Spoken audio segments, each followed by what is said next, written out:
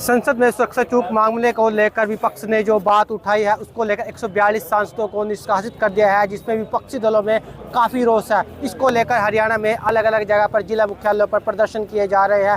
यमुनानगर में भी आम आदमी पार्टी, कांग्रेस में कई दलों ने प्रदर्शन किया है। इस वक्त मेरे साथ कांग्रेस के वरिष्ठ नेता गुरबाज सिंह जी आए, उनसे बातचीत कर लेते हैं। सर, जो ये हमारे देश को आज़ाद हुए 76 साल हो गए, लेकिन कई चीजों में हमको अभी आजादी नहीं मिली।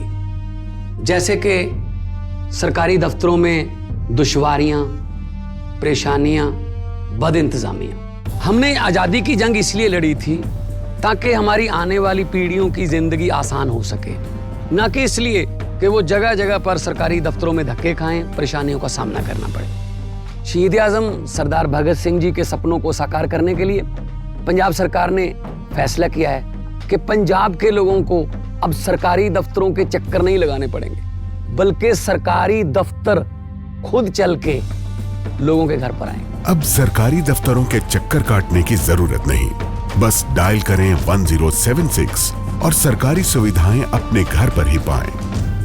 पंजाब की भगवंत मान सरकार आपके द्वार। सांसदों को निष्कासित किया गया है, उसको आप किस तरह देखते हैं? उसी लिए सारे लोग इकट्ठे हुए हैं। अच्छी बात नहीं है। मोदी सरकार ने लोकतंत्र को दबाने की कोशिश कर रही है। जितनी विपक्षी पार्टियां हैं एक इंडिया गठबंधन के झंडे थले इकट्ठे हो गए, उसका विरोध कर रहे हैं। हम सो कांग्रेस पार्टी वाले भी सारे लोग इकट्ठे हो गए उस बात का विरोध कर रहे हैं। हमारे संविधान के लिए, लोकतंत्र के लिए अच्छी बातें नहीं है। ये संविधान बचाने की आखिरी विपक्षी दल आरोप लगा रहे हैं कि मोदी जो है तानाशाही पर उतर आए हैं। क्या लगता है कि तानाशाही पर उतर आए हैं? आपको लगता ही है तानाशाही उतरे में? जो लोग अंदर आवाज उठाते हैं, संसद में आवाज उठाते हैं, उनको निलंबित करके बाहर भेज देते हैं। जो बाहर आवाज उठाते हैं उनको पकड़ के जेल में डाल देते हैं। और तानाशाही यही होती है। और तानाशाही उससे बड़ी क्या आगे भी इसी तरह के प्रदर्शन जारी रहेंगे? बिल्कुल जारी रहेगी जी। इससे बड़ी तानाशाही और क्या हो सकती है? ये अपनी आवाज नहीं को उठा सकता। संसद में दूसरी दफा हमला हो चुका है। हमले की आवाज तो उठाने जा रहे थे वो, जब को उठा नहीं सकता तानाशाही होगी। जब अंदर को आवाज उठाता है उसको बाहर निलंबित कर दिया जाता है, को बाहर आवाज उठाता है उसको जेल में फेंक दिया जाता है। बिल्कुल प्रदर्शन होगी। यमुनानगर में पूरी एकता है। इंडिया गठबंधन के झंडे के नीचे सब लोग इकट्ठे हैं। बिल्कुल सही रहेगा जी काम। विरोध करते रहेंगे। धन्यवाद जी। तो इस वक्त आम आदमी पार्टी के नेता राहुल गांधी भी हमारे साथ हैं। सर, जो विपक्षी दलों की तरफ से जो प्रदर्शन किया गया है, किस लिए किया गया है और क्या इसका असर पड़ेगा? बिल्कुल इसका असर पड़ेगा। आप देख सकते हैं कि हमारे शहर के अंदर भ्रष्टाचार का तांडव खुलेआम हो रहा है, लेकिन कोई बोलने वाला नहीं है। जो बोलता है उसके खिलाफ ये कार्रवाई कर देते हैं।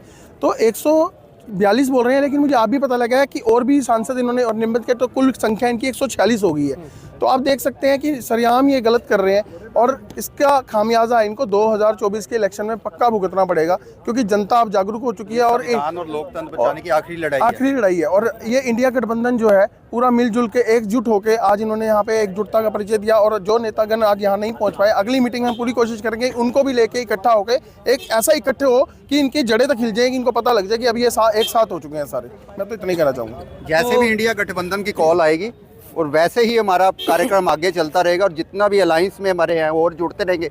जैसे आपने मायावती जी को सुना है भी, किसी का विरोध ना करता है इंडिया गठबंधन। हर एक को भी, किसी को भी जरूरत पड़ सकती है आने वाले टाइम में। ये लोकतंत्र बचाने की, संविधान बचाने की और आरएसएस से इस देश को मुक्त कराने की, जो कि मनुस्मृति लाना चाहती है और संविधान को खत्म करना चाहती है। आपने जैसे देख ही लिया है, सारे एक एक करके जो भी कानून बनाए जा रहे हैं, तोड़े जा रहे हैं। अब पुलिस स्टेट बनाने की पूरी तैयारी है।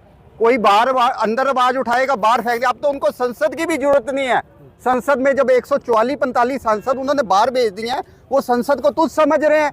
अब ये लोगों को चाहिए, अगर वो अपने देश को आजाद रखना चाहते हैं इस अपना तानाशाही से, डिक्टेटरशिप से, जिन्होंने अंग्रेजों की बात की, स्वतंत्रता की लड़ाई में अंग्रेजों का साथ दिया। 8 चिट्ठियां मर्फी पिटीशन लिखी। आज वो कह रहे हैं हम देशभक्त हैं। देशभक्त कहां से हो सकते हैं? देशभक्त में ये जो इंडिया अलायंस की SC ST OBC माइनॉरिटी की जो 85% और भी 90 दबे कुचले की पूरे इंडिया अलायंस की जो पार्टियां हैं, आज इस दानाशाही, इस दमन चक्र से, इस इंडिया को बचाने के लिए, डेमोक्रेसी को बचाने के लिए ये इकट्ठे हुए हैं। जैसे कॉल आगे आती रहेगी इंडिया अलायंस की, और ये सड़क की लड़ाई रहेगी है, ना कि संसद से भी नहीं है। जब सड़क आवारा हो जाए, जब सड़क वीरान हो तो संसद आवारा हो जाती है। और आज उसी स्थिति में ये कंट्री पहुंच चुका है। संविधान बचाने की और लोकतंत्र बचाने की ये आखिरी लड़ाई है। और ईवीएम को हटाए बगैर, ईवीएम से फ्री, फेयर और ट्रांसपेरेंट इलेक्शन जैसे कि अब इंडिया अलायंस कह रहा है, नहीं हो सकता। बहुत बहुत शुक्रिया बातचीत करने के लिए। तो ये जो तमाम जो है विपक्षी दलों की तरफ से आज प्रोटेस्ट किया गया था यमुनानगर लघु सचिवालय के बाहर, आम आदमी पार्टी, कांग्रेस में कई बड़े बड़े नेता यहाँ पर पहुँचे थे और उन्होंने जो है जो सरकार पर तानाशाही के आरोप लगाए हैं। कहा है कि अगर इसी तरह कार्रवाई करते रहे तो हम फिर दोबारा से इस तरह का प्रदर्शन करेंगे और सरकार को चेताने की कोशिश करेंगे। समर न्यूज़ पंजाब केसरी के लिए परवेज खान, यमुनानगर। हमसे जुड़े रहने के लिए हमारे YouTube चैनल को सब्सक्राइब करें और नई वीडियो की नोटिफिकेशन के लिए बेल आइकॉन को दबाएं। अगर आप ये वीडियो Facebook पर देख रहे हैं तो लाइक जरूर करें और ज्यादा से ज्यादा शेयर करें। धन्यवाद।